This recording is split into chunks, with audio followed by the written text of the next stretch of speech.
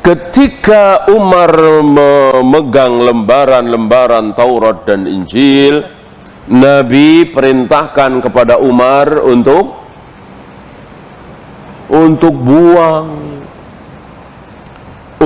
buang, ya. Nabi mengatakan, wallahi demi Allah, lau nazala fikum Musa summa taba'tumuhu wa taraktumuni la dalaltum. Demi Allah, seandainya Musa turun di tengah-tengah kalian, lalu kalian mengikuti Nabi Musa dan meninggalkan syariatku, maka sesat, la dalaltum, niscaya kalian akan sesat. Lihat, mengikuti seorang Nabi Musa kalamullah sesat. Kalau Rasulullah SAW sudah diutus, kalau dengan cara meninggalkan syariat Nabi Muhammad, sesat. Itu mengikuti Nabi Musa. Gimana mengikuti Imam Syafi'i, Imam Bukhari, Imam Muslim, ya, Imam Hambali? Lebih sesat lagi kalau dengan cara meninggalkan sabda Nabi. Kan banyak hari ini lebih tentram dengan pendapat Imam Syafi'i daripada hadis, lebih memilih pendapat Syekh Albani, Syekh bin Bas daripada hadis. Ini rusak serusak-rusaknya, ya. Apalagi ucapan yang bukan imam, bukan ulama. Dia lebih tentram mengikuti nenek moyangnya daripada hadis. Dia lebih takut tidak mentaati apa yang menjadi petuah nenek moyangnya daripada hadis. Kalau sampai dia lupa kemana-mana bawa peniti padahal sedang hamil, ketakutan dia. Padahal Allah dan Rasulnya tidak pernah menyuruhnya, ini nenek moyangnya yang menyuruhnya, ya. Dan itu banyak terjadi, saudara-saudara kita. Salat mereka, puasa mereka, tetapi lebih taat kepada nenek moyangnya daripada Allah dan Rasulnya. Waliyadzubillah, ya. Ini pelajaran bagi kita. Jangan pernah mengikuti siapapun kalau bertentangan dengan sabda Nabi SAW.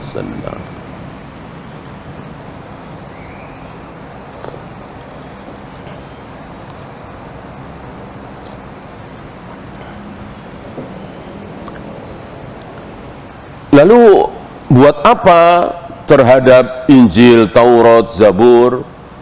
Cukup sekedar nama dan kita imani bahwa itu ada, pernah ada. Tidak perlu lagi kita buka-buka. Ini yang banyak menggoda sebagian pelajar. Misalnya ketika ingin tahu tentang 7 pemuda yang tidur di goa selama berapa?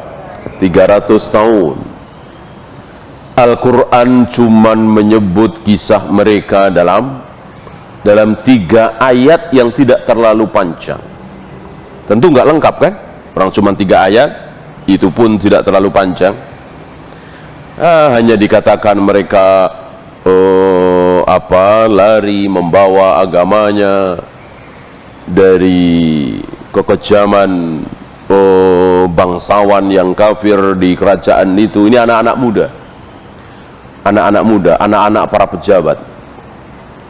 Kemudian mereka beristirahat, ya, ditemani oleh anjingnya. Mereka tidur bolak-balik, ya. Kemudian Allah bangunkan mereka setelah 300 tahun. Udah, ya. Itu guanya di mana, di daerah mana, negara apa, namanya siapa saja, ya, gak dijelaskan, gak ada dalam Al-Quran. Maka sebagian mereka penasaran, di mana ya, siapa mereka itu ya. Maka Akhirnya mereka buka-buka Taurat, buka-buka Injil, Al-Ahdul Qadim, Al-Ahdul Jadid, perjanjian lama, perjanjian baru, dibuka-buka, ada banyak, lengkap, tapi kan bukan dari Allah, nggak ada jaminan itu dari Allah. Kan Taurat dan Injil itu sudah ditambah, dikurang, ditambah, suka-suka mereka. Tidak dengan Al-Quran. Allah jamin Al-Quran, inna nahnu nazzalna dzikra wa inna lahu lahafidun. Kami yang menurunkan az-zikr dan kami sendiri yang akan menjaga keasliannya. Sampai hari ini tidak ada satupun manusia yang berhasil memasukkan satu ayat, jangankan satu ayat, satu kalimat, satu huruf. Wow, misalnya kan gampang banget tuh masukin wow, tidak bisa, tidak sanggup. Allah telah jaga. Adapun Taurat dan Injil tidak. Memang lengkap, tapi tulisan siapa itu? Ada Dikianus, Maxivianus, ini, kemudian perjalanan mereka istirahat di mana, tidurnya begini, banyak sekali. Menarik memang. Tapi betul itu dari Allah? Apa tulisan para pendeta, para pastor, kita nggak tahu. Maka apa yang ada di Taurat dan Injil, masih ingat Bu pelajaran tafsir awal-awal kita? Apa yang ada di Taurat dan Injil dibagi 3. Satu, apa? Satu,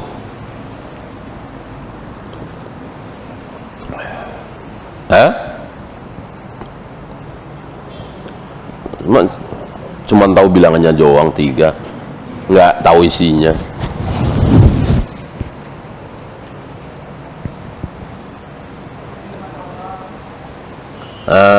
Apa yang ada di Taurat dan Injil sekarang ini dibagi 3. Satu, yang pasti benarnya, pasti.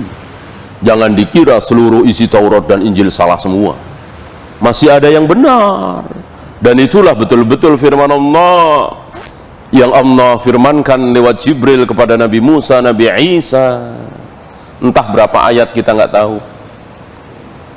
Misalnya Taurat atau Injil mengatakan manusia pertama adalah Adam, istrinya bernama Hawa. Mereka berdua diusir dari surga karena mendekati pohon larangan. Nah, tentu kita katakan itu pasti benar. Tahu dari mana? Ya sama dengan Al-Quran. Sama dengan Al-Quran, masuk salah. Ya, Rasul pertama Nuh misalnya, benar. Nabi Musa memiliki mukjizat yaitu tongkat. Nabi Ibrahim dibakar tidak mempan. Benar. Itu.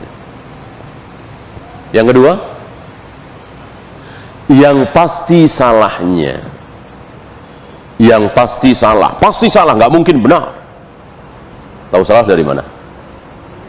Ya bertentangan dengan Al-Quran dan Sunnah. Al-Quran dan Sunnah kan pasti benar. Ini kok bertentangan? Ya salah. Seperti Nabi Isa dibunuh kemudian disalib. Disalib tujuannya untuk menebus dosa-dosa umat Kristiani. Tentu ini batil, ini salah, ini dusta. Wajib kita dustakan. Ya. Ada kisah yang sangat menjijikkan ada di Taurat. Ya. Katanya Taurat atau Injil saya lupa.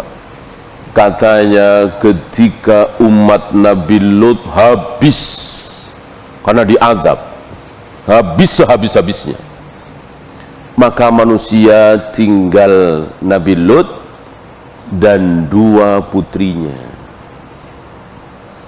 Kaum laki-laki habis semua.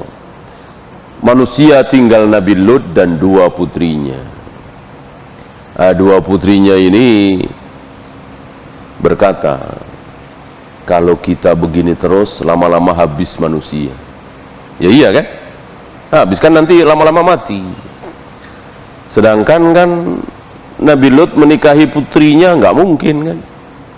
Nggak mungkin. Maka si kedua putrinya ini sepakat, kita bikin ayah kita mabuk.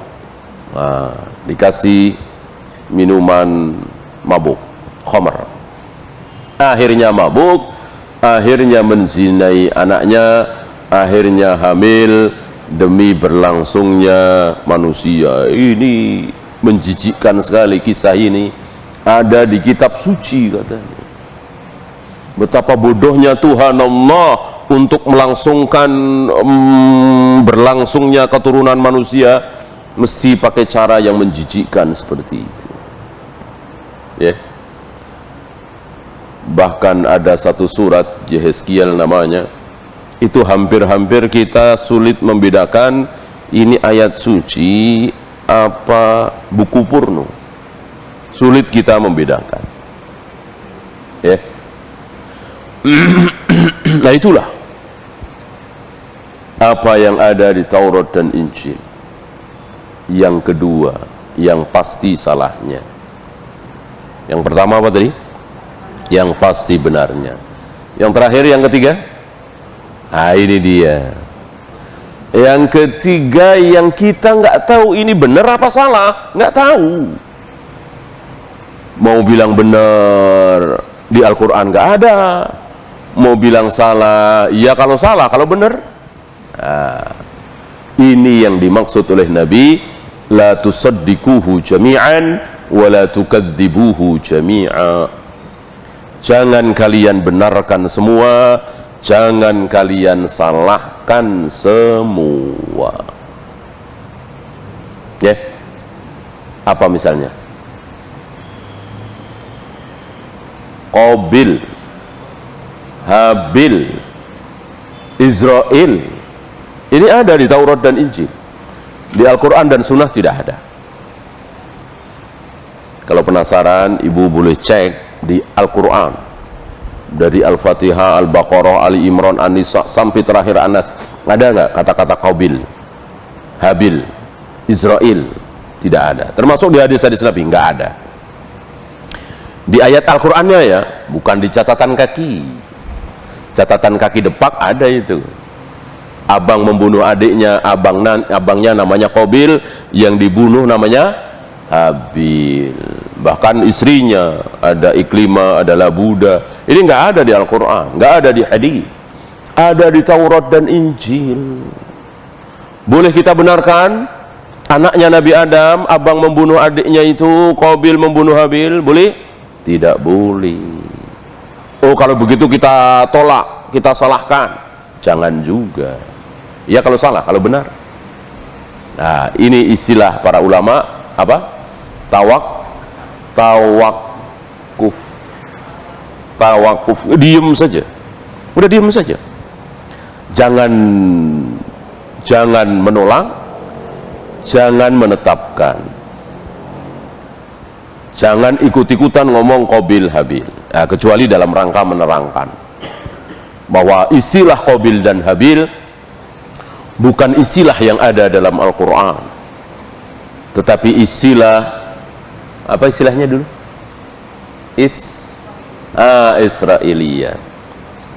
Israiliyat. Kitab tafsir yang paling sedikit Israiliyatnya setahu saya, wallahu alam, Ibnu Katsir ini.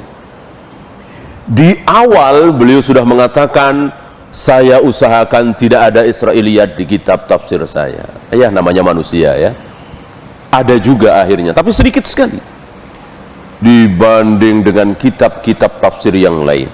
At-Tabari misalnya yang besar kan, Al-Qurtubi, apalagi Ibnu Katsir, Jalalain. Itu banyak sekali kitab-kitab tafsir yang selamat dari Israiliyat, sedikit sekali, sangat sedikit sekali. Yang paling sedikit wallahu alam Ibnu Katsir yang kita pelajari ini ya. Karena ya tadi para pelajar itu kadang penasaran, tergoda. kok kurang lengkap, segini doang ceritanya. Ya anak-anak itu kan kalau nggak lengkap kan penasaran ya, kok ceritanya begitu doang.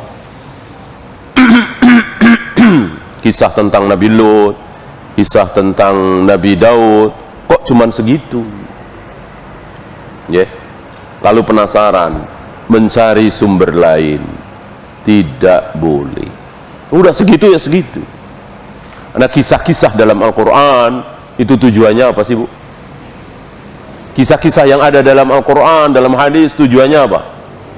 Untuk pelajaran, untuk diambil ibrahnya, hikmahnya. Beda dengan novel, cerpen, tujuannya apa? Ditulis tujuannya apa? Untuk dinikmati. Kan nikmat tuh, ibu baca novel, cerpen, jalan ceritanya, alur ceritanya kan enak, bikin penasaran ya kan. Apalagi kalau bersambung, penasaran ya. Jangan sampai besok nggak nonton lagi sinetron bersambung ya kan. Nah itu bikin penasaran, menikmati jalan ceritanya. Nggak ada pelajaran, bohong itu yang bilang pelajaran. Ini kan pelajaran, yang jahat akhirnya begini, yang nggak jahat akhirnya bahagia. Bohong. Mosok mau tahu kehidupan jahat nggak jahat aja pakai nonton sinetron ya. Nggak nonton sinetron kita juga tahu orang jahat ya biasanya akan berakhir dengan keburukan. Orang jujur, orang amanah, suka membantu, suka menolong, insya Allah akan berakhir dengan kebaikan. Kita semua tahu itu ya.